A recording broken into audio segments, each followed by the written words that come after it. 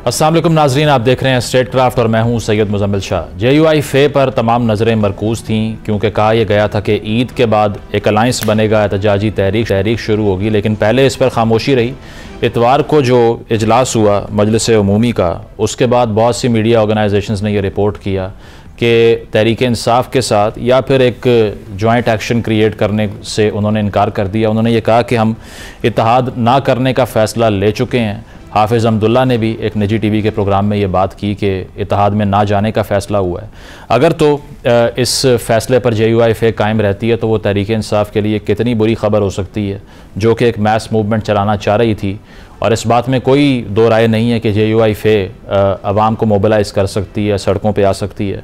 तो क्या जो इत्तेहाद, अपोजिशन इत्तेहाद की बातें हो रही थी वो इस खबर के बाद दम तोड़ गया, ये बड़ा सवाल। इसके अलावा तहरीक इंसाफ की जो अंदरूनी इख्तलाफात की एक वेव है वो थमने का नाम नहीं ले रही। मरवत साहब ने यह भी कहा कि 45 रोज़ में खान साहब रिहा हो सकते हैं अगर वो खामोश रहें, सोशल मीडिया को लगाम डालें। और साथ साथ ये भी कहा कि पार्टी के अंदर इक़्तिदार पे काबिज़ होने के लिए बहुत से ग्रुप्स जो हैं वो मुतहर्रिक हैं। इसको PTI कैसे डील करेगी? और एक तरफ हुकूमत की तरफ से जो मुआशी तरक्की के दावे किए जा रहे हैं, $13 अरब का रेवेन्यू टेक्सटाइल एक्सपोर्ट से आने का क्लेम किया जा रहा है, रिकॉर्ड रेमिटेंसेस रिसीव करने के क्लेम किए जा रहे हैं, इसमें कितनी सदाकत है, इस पर बात करते हैं। साबिक वफाकी वज़ीर असद उमर साहब ज्वाइन कर रहे हैं। बहुत शुक्रिया असद साहब आपके वक्त का। इससे पहले कि जो रूटीन की पॉलिटिक्स होती है उसको हम डिस्कस करें, इकनॉमिक फ्रंट पे जो गवर्नमेंट क्लेम कर रही है कि डेवलपमेंट्स हो रही हैं, उसमें तो चैम्पियन किया जा रहा है कि हमने मईशत को स्टेबलाइज़ कर दिया है, रिपेयर कर दिया है। MD IMF का बयान भी आपके सामने था। स्टैट्स की बात करें तो फिलवक्त शहबाज शरीफ साहब ने टेक्सटाइल सेक्टर को मुबारकबाद पेश की है कि 13 बिलियन का रेवेन्यू उन्होंने अर्न किया है, 9% इंक्रीज़ हुआ है एक्सपोर्ट। और साथ साथ रेमिटेंस की बात करें जिसमें तहरीक इंसाफ की तरफ से कॉल भी दी गई थी कि बॉयकॉट किया जाए रेमिटेंस भेजने का। $4 अरब एक महीने में पाकिस्तान में आते हैं, विच इज़ अनदर रिकॉर्ड। किस तरह देख रहे हैं इस सारी मुआशी डेवलपमेंट को? क्योंकि मिफ्ता इस्माइल साहब ये कन्फेस कर रहे हैं कि यकीनन बेहतरी तो आई है। और बात है, उन्होंने कहा कि इंटरनेशनल ऑयल मार्केट में भी कीमतें कम हुई, वो भी एक फैक्टर है। बट स्टिल जब भी मुस्लिम लीग नवाज़ की गवर्नमेंट आती है तो ये नैरेटिव बन जाता है कि इकॉनमी को सिर्फ हम ठीक कर सकते हैं। What's your take on this? अच्छा जी, जब हुकूमत आई, शहबाज शरीफ साहब वज़ीर आज़म बने, तो उसके बाद उन्होंने अगले 1.5 साल पाकिस्तान के साथ वो किया जो आज तक कभी नहीं हुआ था। पाकिस्तान की तारीख की बदतरीन माशी परफॉर्मेंस जो है वो उस अरसे के अंदर गुजरी। पाकिस्तान की तारीख की सबसे ज्यादा रिकॉर्डेड अफरात ज़र, और पाकिस्तान का वाहिद साल जहां ना कोई जल्जला, ना सैलाब, ना जंग, ना कोविड, कोरोना, कुछ भी नहीं, और मईशत जो है वो पिछले साल से भी सुपड़ गई। ये कभी भी पाकिस्तान की तारीख में नहीं हुआ, और ये उस साल में हुआ जिसमें पाकिस्तान की तारीख की सबसे ज्यादा अफरात ज़र है। उसके बाद जब ये IMF प्रोग्राम में गए तो इसमें बिल्कुल ये बात दुरुस्त है कि वो जो उस वक्त के हालात थे, लगता था किस वक्त भी बैंकरप्ट हो सकता है मुल्क, वहां से हालात बेहतर आए और इस वक्त आपकी स्टेबिलिटी एक नजर आ रही है। लेकिन और उसके अंदर एक बहुत बड़ा किरदार जो है रेमिटेंसेस ने प्ले किया। जैसे आपने कहा, रिकॉर्ड लेवल के ऊपर रेमिटेंसेस हो रही है, उसकी वजह से स्टेबिलिटी आई है आपके रिजर्व्स के अंदर, लेकिन तरक्की नहीं हो रही। अच्छा। पाकिस्तान की हालिया तारीख के अंदर पिछला साल जो गुजरा है 23-24 का जो साल था वो सनती पैदावार के लिहाज से बदतरीन साल था, और इस साल उस पिछले साल से भी मनफी है सनती पैदावार। जो लार्ज स्केल मैन्युफैक्चरिंग इंडेक्स होता है, हुकूमत खुद इशू करती है, वो मनफी चल रहा है, यानी पिछले साल से भी कम पैदावार। फसलों का ये बहुत ही खराब साल है। कॉटन की, कपास की इतनी कम पैदावार हुई है जो 30 साल में नहीं हुई थी। गंदम की फसल अच्छी नहीं हुई है, कीमत नहीं मिली है गन्ने की भी फार्मर को, गंदम की भी नहीं। तो मईशत जो है वो उसमें तरक्की के आसार कुछ थोड़ा थोड़ा नजर आने शुरू हुए थे आज से 3-4-5 माह पहले, वो भी इस वक्त मनफी हो गए। तो अब ये स्टेज है कि यहाँ से कोई ना कोई तरीका निकालना पड़ेगा कि इसको ग्रोथ की तरफ कैसे ले जाए। अच्छा, लेकिन आपको नहीं लगता कि अब मुआशी जो परफॉर्मेंस है ये भी नैरेटिव के अराउंड ही स्पिन करती है? अगर कोई हुकूमत ये बयानिया बना ले कि हमने आकर मैशत को ठीक किया है और आगे बढ़ाया मुल्क को, तो फिर उसके बाद स्टैट्स और फिगर्स तो दोनों साइड के आ रहे होते हैं। तो अब तो ये डिसाइड करना ही बहुत मुश्किल हो गया है कि whether some governments are performing good और नॉट। ये इस केस में भी ऐसे ही है जो स्टैट्स आप बता रहे हैं या जो मैं बता रहा हूँ? नहीं, एक्चुअली ऐसा है नहीं कि कोई ऐसा को बहुत मुश्किल होता है, लेकिन जाहिर है ये टेक्निकल जो बात समझते हैं ये उनकी बातें हैं।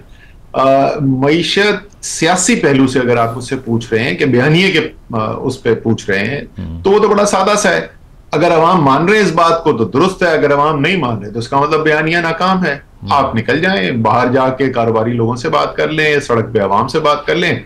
अगर वो आपको ये कहते हुए नजर आए जो शहबाज शरीफ कह रहे हैं तो बिल्कुल उनका बयानिया कामयाब है। नहीं ऐसा सब पाकिस्तान की इकोनॉमिक हिस्ट्री अगर देखी जाए, जो 3-4 स्पाइक्स इसमें मिलते हैं आपको, वो भी डिक्टेटरशिप के दौर में ही आए। उसके अलावा तो यही कंटिन्यूएशन है। 2019 में शब्बर ज़ैदी साहब ने कह दिया Pakistan is quote and quote a bankrupt entity. ये तो चला आ रहा है पहले से, तो इसमें ना तनज़्ज़ुली है ना बेहतरी है, सिवाय इसके कि जब हमें वॉर फंडिंग मिलती है बाहर से, उसके अलावा तो परफॉर्मेंस होती ही नहीं है। नहीं, एक हद तक आपकी बात दुरुस्त है कि पाकिस्तान की मईशत के जो मसाइल हैं वो देरपा मसाइल हैं। वो ऐसा नहीं है कि वो कोई पिछले 8-10 महीने के अंदर पैदा हो गए हो, और मजमूई तौर पे पिछले 30 साल से, हमेशा से ऐसे नहीं रहा। भाई ये भी ये गलत फहमी है, पिछले 30 साल के अंदर ये जरूर हुआ है। पहले पाकिस्तान के जो 40-45 साल थे उसमें पाकिस्तान की 45 साल के अरसे के अंदर भारत से बेहतर मईशत की परफॉर्मेंस थी। तो ऐसा नहीं कि हमेशा से ऐसा रहा है, लेकिन हाँ इस 30 साल के अंदर मजमूई तौर पे ऐसे ही हालात रहे हैं। लेकिन उसके अंदर जो मजमूई तौर पे बहुत अच्छे नहीं है, उसमें भी कुछ निस्बतन बेहतर और निस्बतन ज्यादा खराब हो जाते हैं। तो जैसे मैंने कहा 2023-24 का जो साल था वो पाकिस्तान की तारीख का सीधे सीधे आदादो शुमार के साथ बदतरीन साल था। और जब उससे बेहतरी होती है तो मैं तो आपको कह रहा हूं कि हाँ उससे हालात जो है वो निस्बतन बेहतर हुए। अच्छा, ये बात ठीक है। बहुत से तजिया निगार सियासतदान ये बात कर चुके हैं, क्योंकि जब नून लीग पे क्रिटिसिज्म होता है ना कि वोट ऑफ नो कॉन्फिडेंस जब हुआ पीटीआई के अगेंस्ट तो इलेक्शन में क्यों नहीं गए, तो जवाब ये मिलता है कि अगर उस वक्त 3 महीने भी हम जाया करते तो बैंकरप्ट डिक्लेयर हो जाते। इतनी बुरी सूरत हाल थी उस वक्त। वो इलेक्शन की तरफ ना जाने की वजह से हुआ, और मैं आपको बताता हूं क्यों हुआ।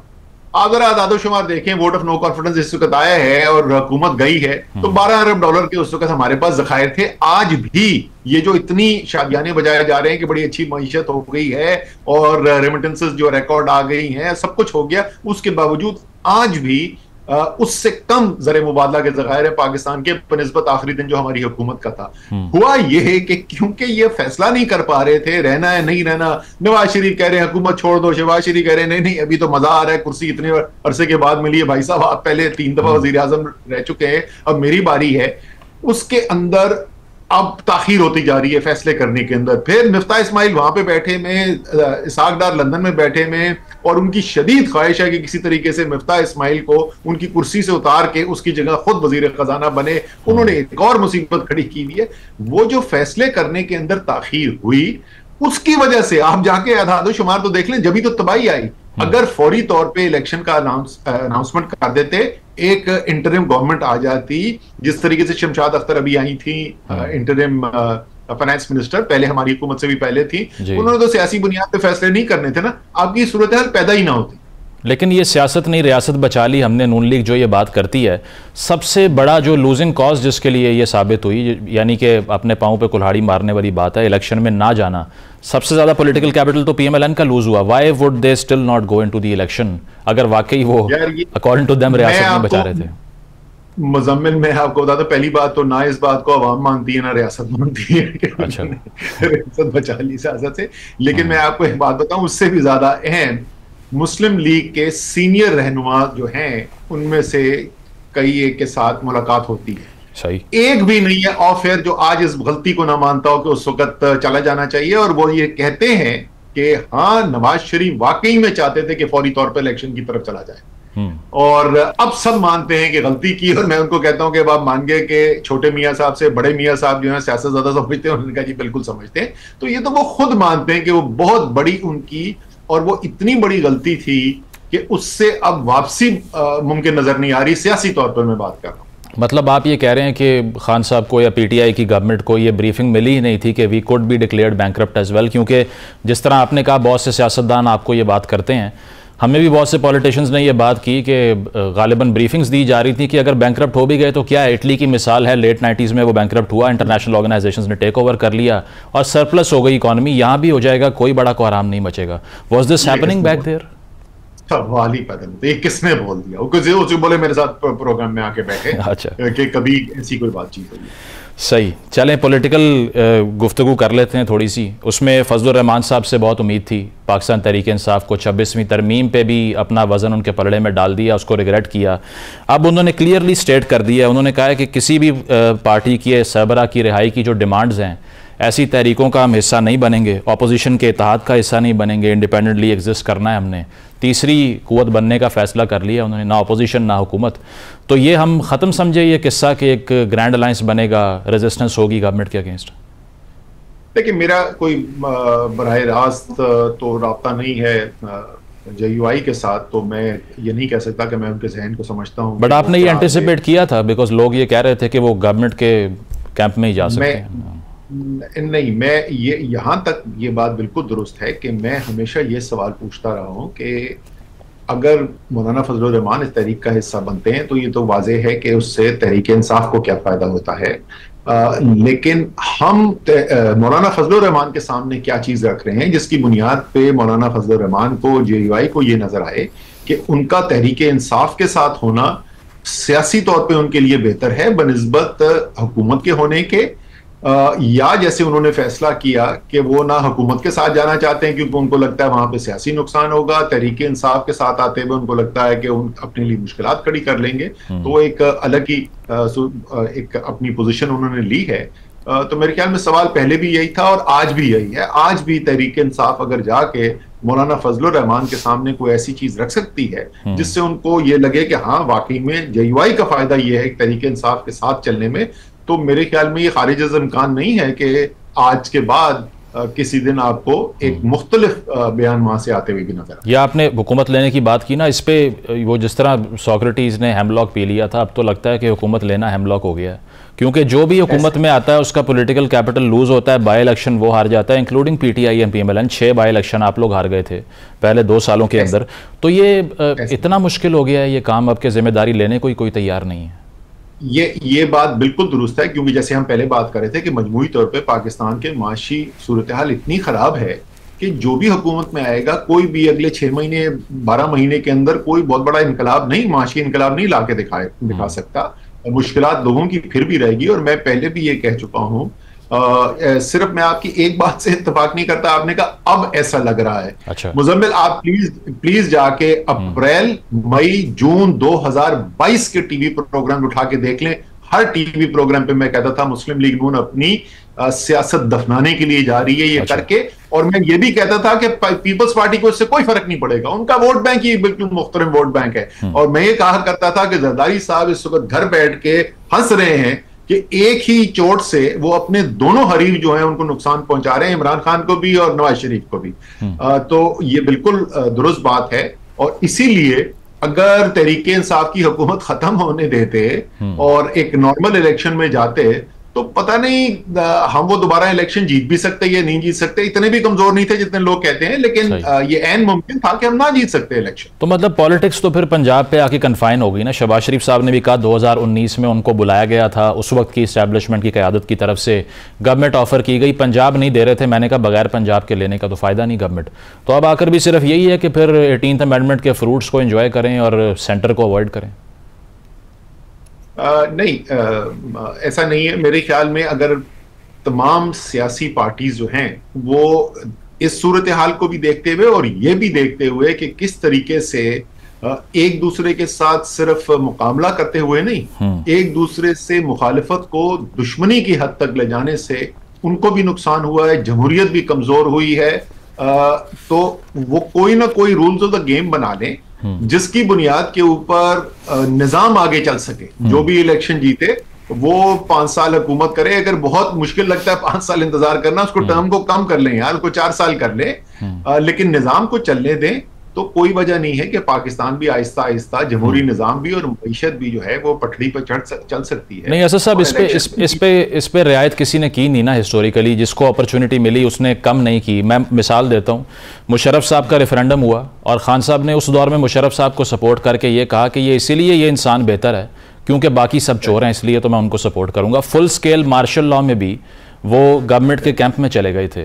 तो अब आकर अगर हाइब्रिडाइजेशन का इल्ज़ाम शहबाज शरीफ साहब पे, नवाज शरीफ साहब पे लगता है, aren't they doing the same thing, क्योंकि अब उनकी बारी आ गई है। मैं आपसे 100% इत्तेफाक करता हूं कि सबने गलतियां की थी। और ये जो आप मुशर्रफ साहब के रेफरेंडम की बात कर रहे हैं, मुझे याद है मेरे भाई जो हैं वो शौकत खानम के बोर्ड ऑफ ट्रस्टीज में हुआ करते थे, तो खान साहब के साथ उनकी जान पहचान थी। वो कराची आए हुए थे खान साहब, तो उनके घर पे तो हमारी मुलाकात हुई, हम 2-3 और भाई भी उनके साथ थे। और मुझे याद है उस दिन हमारी बहस ही उनसे ये हो रही थी कि खान साहब भी आपको किसने कह दिया कि पाकिस्तान का जमहूरी निज़ाम जो है वो सही रास्ते पे जा सकता है फौज के साथ मिलकर। तो बिल्कुल आप सही कह रहे हैं कि तकरीबन तमाम पार्टीज जो हैं वो ये गलती कर चुकी हैं। तो मैं ये कह रहा हूं कि यार अब क्योंकि सब कर चुके हैं गलती, और कुछ जो है वो एक से ज्यादा दफा कर चुके हैं, तो अभी बैठ के सीख लें यार। और इसी तरीके से एस्टैब्लिशमेंट को भी इसके ऊपर गौर करने की जरूरत है कि ये जो निजाम चल रहा है, जिसको हाइब्रिड निजाम, कभी वो हाइब्रिड प्लस हो जाता है, कभी वो हल्का हाइब्रिड होता है, उससे मेरी जाती राय के अंदर ना फौज को फायदा है ना मुल्क को फायदा है। तो ये तमाम एस्टैब्लिशमेंट हो, पॉलिटिकल लीडरशिप हो, उनको बैठकर एक नया रास्ता इख्तियार करने की जरूरत है। प्रोग्राम में ब्रेक शामिल करते हैं, ब्रेक के बाद वापस आएंगे। Stay with us.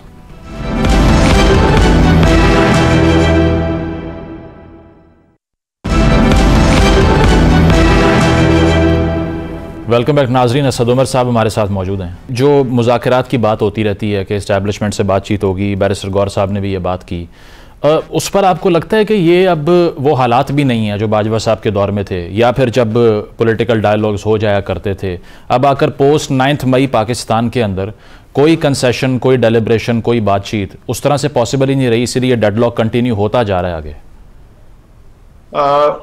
मेरी अपनी जाती राय नहीं है। बहुत से लोग जो हैं वो यही समझते हैं। देखिए, अभी भी आपने एक पोजीशन शिफ्ट होते हुए देखी थी। आज से 1 साल पहले अगर आप बयानियां सुने तो उस वक्त तो तहरीके इंसाफ को बैन करने की बातें होती थी और एक बिल्कुल एक्सट्रीम पोजीशन थी, जो अब बदल गई है। अब कौमी सलामती कमेटी की जो पार्लियामान की मीटिंग होती है उसमें भी मदऊ किया जाता है, और एक खैबर पख्तूनख्वा में जो हुकूमत है उसको भी एक्सेप्ट किया जा रहा है तरीके इंसाफ की।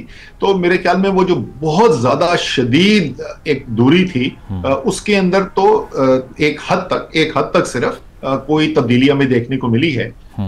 मेरे ख्याल में मुश्किल जरूर है, शायद बहुत मुश्किल है, लेकिन ये नामुमकिन नहीं है। जो सबको लगता है कि ये मुमकिन ही नहीं है, ऐसा नहीं। वैसे आप ज़्यादा ऑप्टिमिस्ट दिखाई दे रहे हैं, क्योंकि सबसे ज़्यादा जो मेन जो फुट सोल्जर हैं खान साहब की रिहाई के लिए, जिनको मुंतखब किया गया, गंडापुर साहब, उनसे जब सवाल हुआ कि कब जेल से बाहर आएंगे, उन्होंने कहा ये तो अल्लाह पे छोड़ दिया हमने। नहीं, वो तो वैसे भी एक मुसलमान का ईमान यही होता है कि फैसले अल्लाह ताला करता है, इंसान सिर्फ कोशिश कर सकता है, इंसान के हाथ में सिर्फ कोशिश है। तो उस हद तक तो उनकी बात में कोई खराबी नहीं। और जैसे मैंने आपको कहा, मैं तो कह रहा हूं कि मुश्किल जरूर है, शायद बहुत मुश्किल है, लेकिन मेरा जितना तज्जिया है वो ये कहता है कि नामुमकिन नहीं है। क्योंकि मुझे वजह इसकी ये है कि मुझे दोनों फरीकैन की बेहतरी इसके अंदर नजर आती है। इसलिए मुझे नजर आता है कि अगर कोई इसके अंदर ऐसी पेशरफ्त की जाए, कोई सही तरीके से किया, शायद हम वो सही रास्ता नहीं ढूंढ सके जिसके जरिए उस मंजिल पे पहुंचना है, तो उस रास्ते की तलाश है, तो शायद मंजिल पे पहुंच ही जाए। अच्छा, इस पर मरवत साहब ने कहा कि अगले 45 दिन में शायद वो रिहा हो जाएं, और अगर 2 कंडीशंस उनके सामने जो रखी गई हैं उनको मान लें। एक ये खुद खामोश रहें और दूसरी ये है कि सोशल मीडिया को लगाम डाल लें। वैसे मैं इस पे बिलीव नहीं करता कि it is that easier, because अगर इतना आसान होता तो पहले ही हो जाता। आप बिलीव करेंगे इस स्टेटमेंट के ऊपर कि ऐसी 2 कंडीशंस रखी गई हैं? अब पता नहीं, ये तो मरवत साहब को बताओ। तो मेरे पास तो कोई ऐसी किसी भी किस्म की मेरे पास तो बराह रास्त कोई इन्फॉर्मेशन नहीं है कि क्या शराइत रखी गई हैं।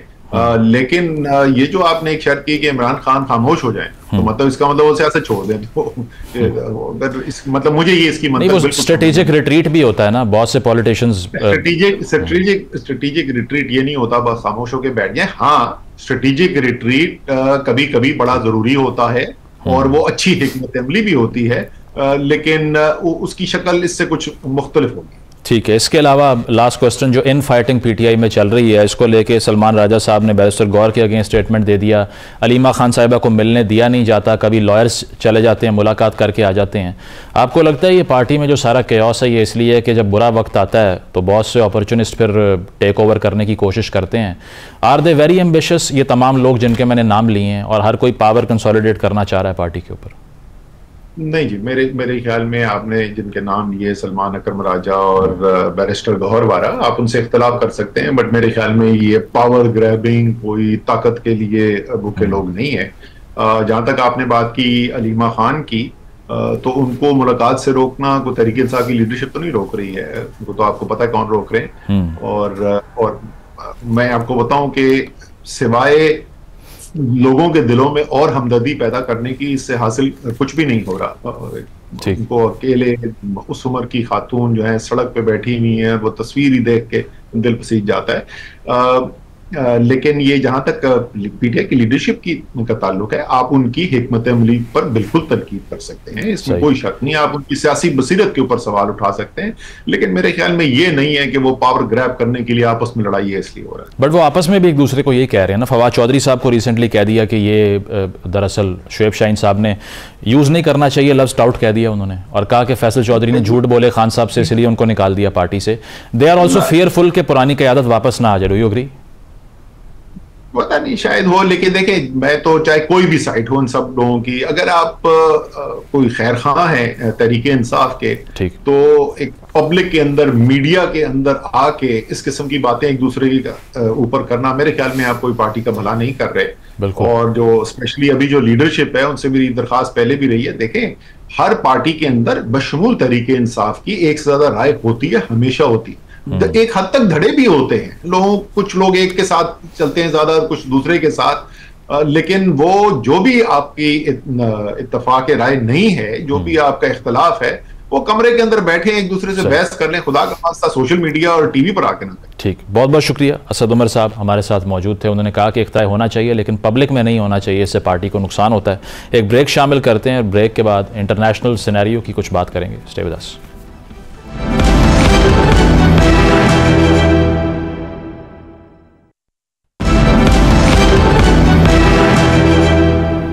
वेलकम बैक नाजरीन। ईरान और अमेरिका के दरमियान जो जौहरी मुआहदा 2015 में तय पा रहा था, डोनाल्ड ट्रंप ने 2018 में आके उसको डिसकंटिन्यू किया, उस पर तनकीद की, लेकिन अब दोबारा से 2 राउंड्स हो चुके हैं ईरान और अमेरिका के दरमियान जौहरी मुआहदे पर गुफ्तगू के। डोनाल्ड ट्रंप ये कह रहे हैं कि JCPOA जो पुराना मुआहदा था उससे बेहतर मुआहदा किया जाएगा। तो क्या ये जो नई डील की जा रही है, न्यूक्लियर डील कहा जाता है इसको, ये पहले वाली JCPOA से बेहतर साबित होगी? और इसके अलावा जो अमेरिका के टैरिफ्स हैं उस पर JD वैंस का जो दौरा है भारत है, उनमें क्या क्या कंसेशंस इंडिया हासिल कर सकता है? और पाकिस्तान और बांग्लादेश के जो डिप्लोमेटिक रिलेशंस के एक नए दौर का आगाज़ हो रहा है, इन तमाम मौज़ूआत पर हम बात करेंगे। डॉक्टर कामरान बुखारी ज्वाइन कर रहे हैं, सीनियर डायरेक्टर हैं न्यू लाइन्स इंस्टीट्यूट में। इसके अलावा जौहर सलीम साहब हमारे साथ मौजूद हैं, साबिक सेक्रेटरी खारजा हैं। आप दोनों का बहुत बहुत शुक्रिया। जौहर साहब, आपसे आगाज़ करूँगा।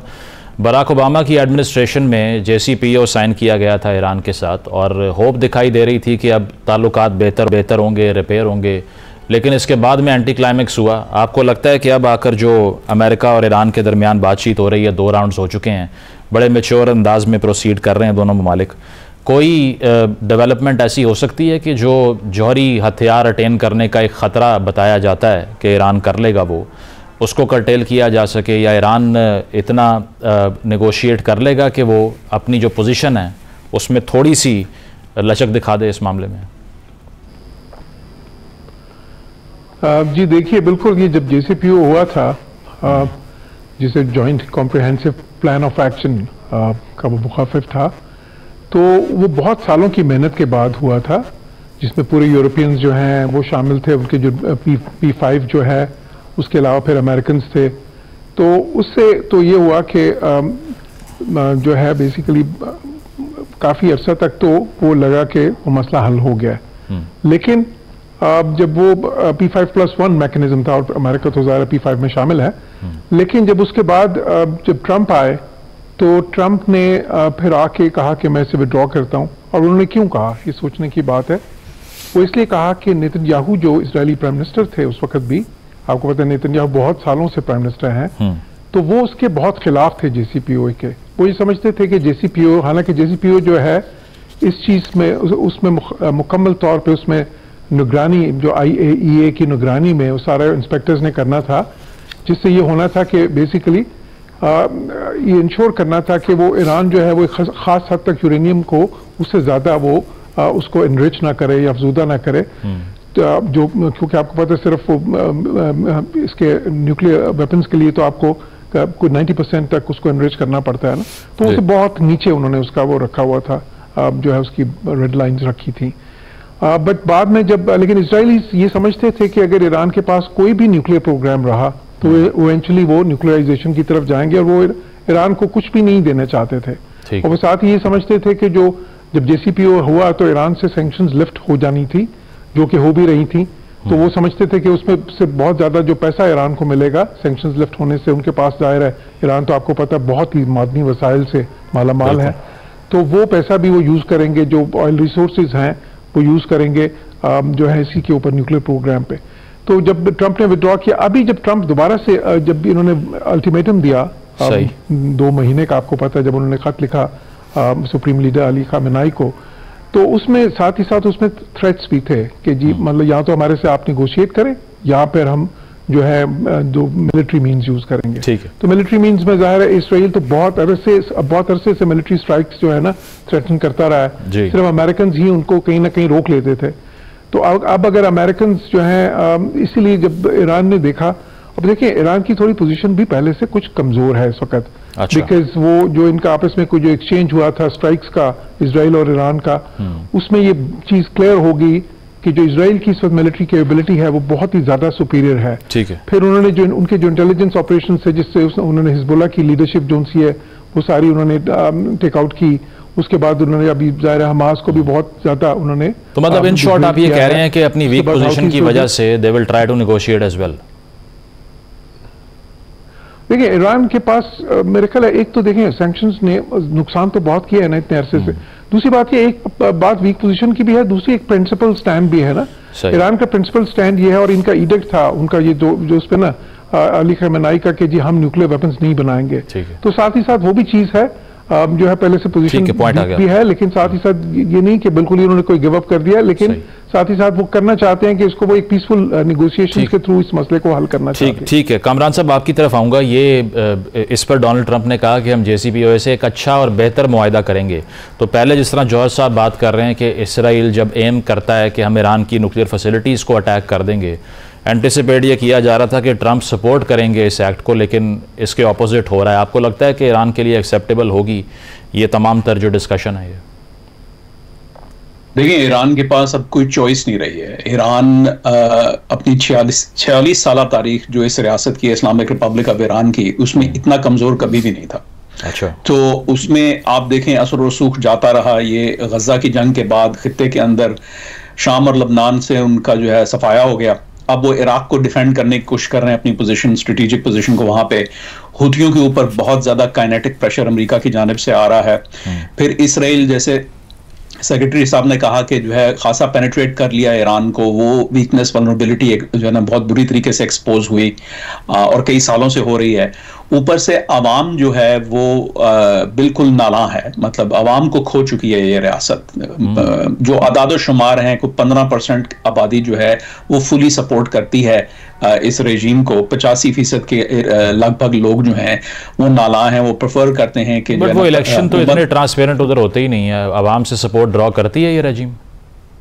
नहीं, देखें इलेक्शन, उसी की तो मैं बात कर रहा हूँ ना कि अगर आपका टर्न आउट 20% है और उसमें फिर आप जो है शो करते हैं कि हाँ भी लोग पार्टिसिपेट कर रहे हैं, उससे क्या मतलब आपको पता चल रहा है। और 20% भी जो है वी हैव टू अस्यूम कि वो लोग जो हैं वो उसको इन्फ्लेट भी कर रहे हैं। सच्चे फिगर्स तो हमें नहीं मिल रहे हैं ना। अथॉरिटेरियन रेजीम्स ये करती हैं, ये तो कोई ढकी चुकी बात नहीं है। फिर फाइनेंशियली जो है बहुत बुरी हालत है।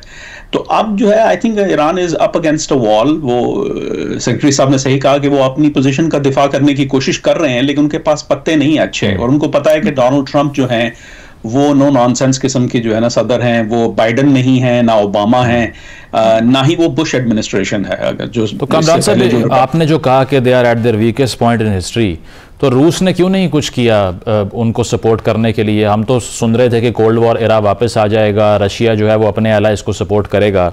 ये भी इल्ज़ाम लगा कि तेहरान जो है वो मॉस्को को ड्रोन्स फराहम करता है।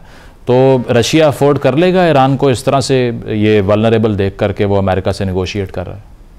जी, 2-3 बातें। पहली बात तो ये है कि रूस को ईरान के जौहरी और मिसाइल प्रोग्राम से ज्यादा खतरा है अमेरिका से, बहुत ज्यादा। अमेरिका बहुत दूर बैठा हुआ है।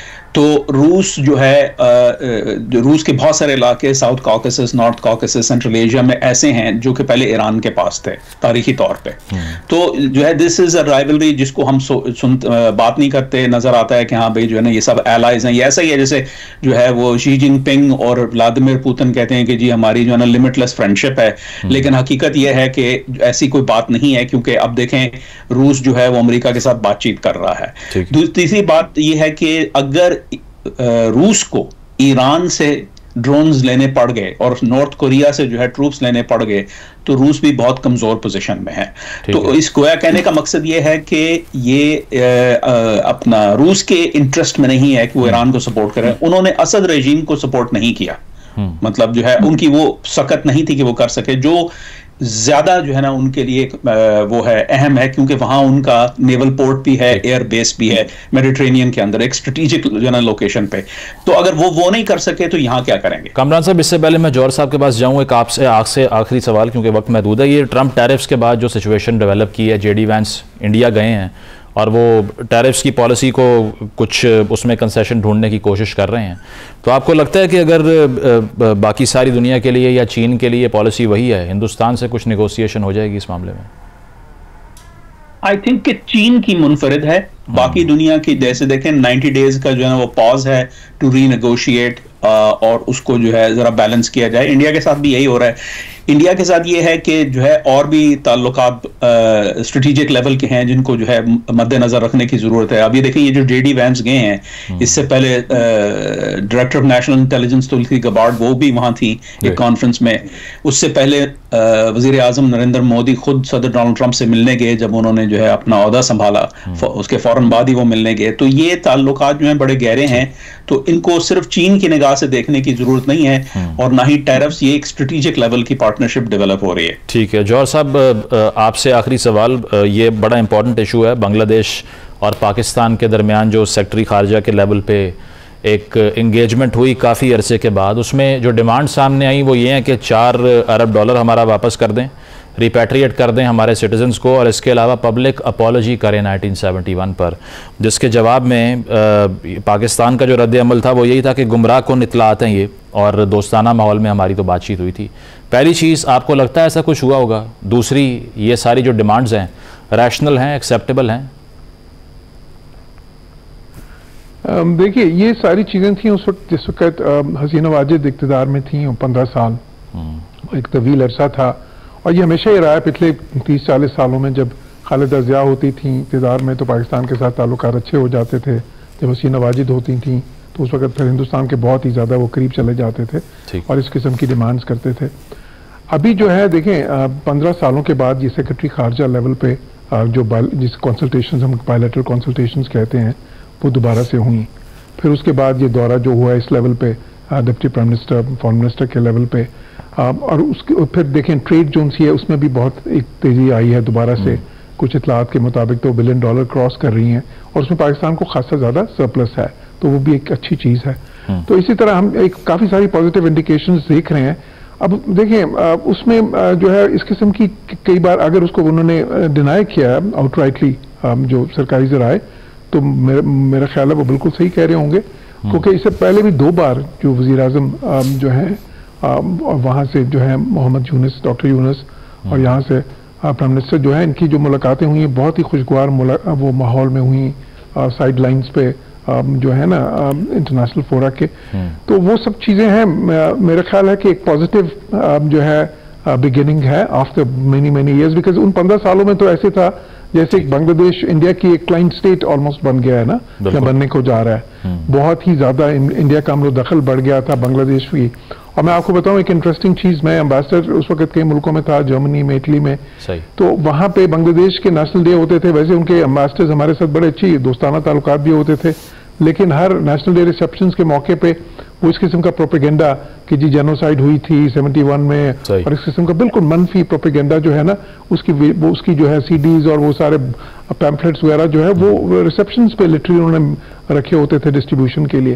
तो उस किस्म का माहौल था। अब उसमें बहुत ज्यादा तब्दीली एक आई है, एक दोबारा से आई वुड से नया चैप्टर है, तो हमें उसको पॉजिटिवली और ही देखना चाहिए। बिल्कुल, और एक नया चैप्टर है बैनुल अक़वामी ताल्लुकात का दोनों ममालिक के दरमियान। बहुत बहुत शुक्रिया जौहर सलीम साहब, कामरान बुखारी साहब हमारे साथ मौजूद थे। एक ब्रेक शामिल करते हैं, ब्रेक के बाद वापस आएंगे। Stay with us.